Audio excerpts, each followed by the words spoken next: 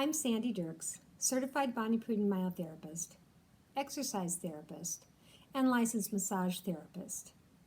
I've been teaching people how to relieve muscular pain and tension through Prudden myotherapy and exercise therapy since 1985. Today, our focus is on headaches and stiff necks. And even though you may only have pain or tension on one side of your neck, we're always going to work both sides when we're looking for trigger points. The techniques that I am working with today come from the Bonnie Prudden School and Bonnie Prudden, but also can be found in this book, Myotherapy, Bonnie Prudden's Complete Guide to Pain-Free Living. I'm going to be using two different tools to diffuse trigger points.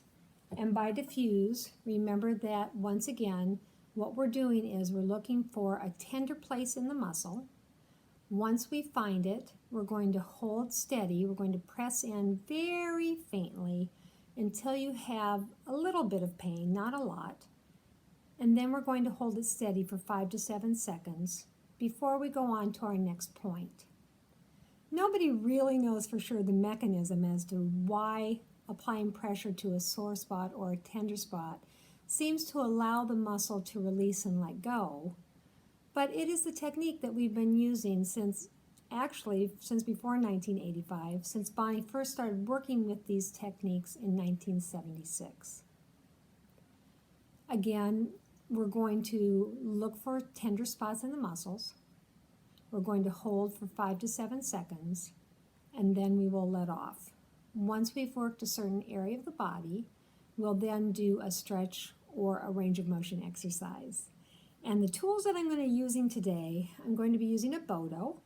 It became a Bodo because Bonnie thought it up and Dawn made it for her, or the shepherd's crook. And both of these tools can be used on yourself so that you can pretty easily find those points yourself without putting any extra tension into your muscles. For the back of the neck, what I'd like you to do is find your spine at the hairline, slide your fingers out about 1/2 of an inch to 1/4 of an inch until you feel a soft little groove underneath your skull.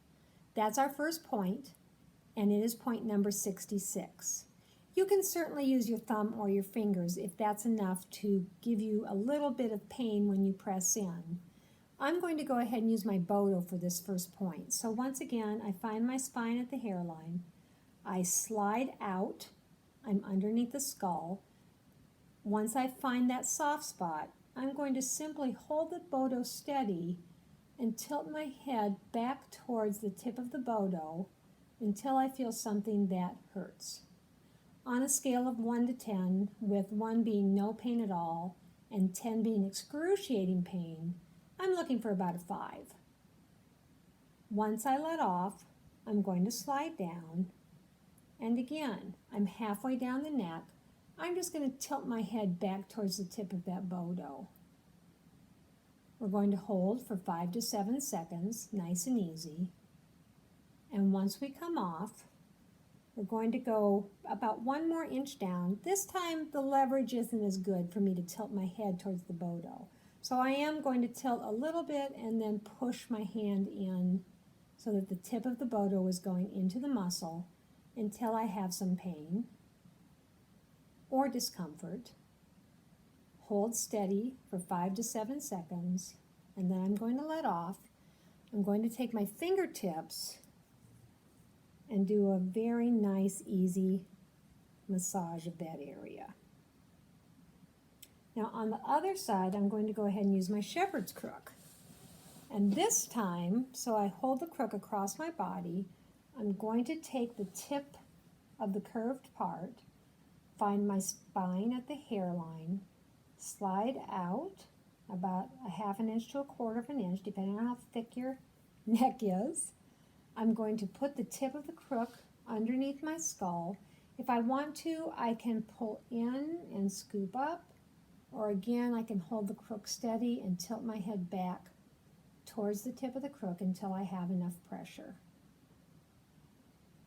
Once I've held long enough, I'm going to let off easily, slide halfway down the neck, And again, I'm either going to pull in with the hand on the curved part and push away from me with the hand on the straighter part, so it looks like this, push in away, or I'm going to hold the crook steady and tilt my head back.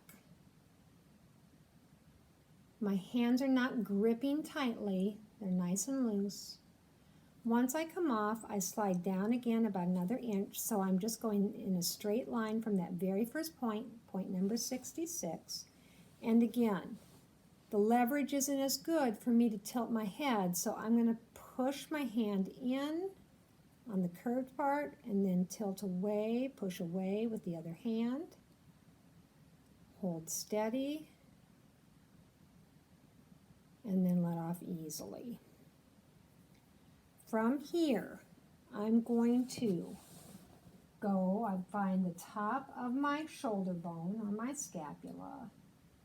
I find my spine, and I'm going to go in between those two areas. I'm going to hold my crook. Once I find the spot, I'm going to hold my crook close into my body, and I'm going to simply push away.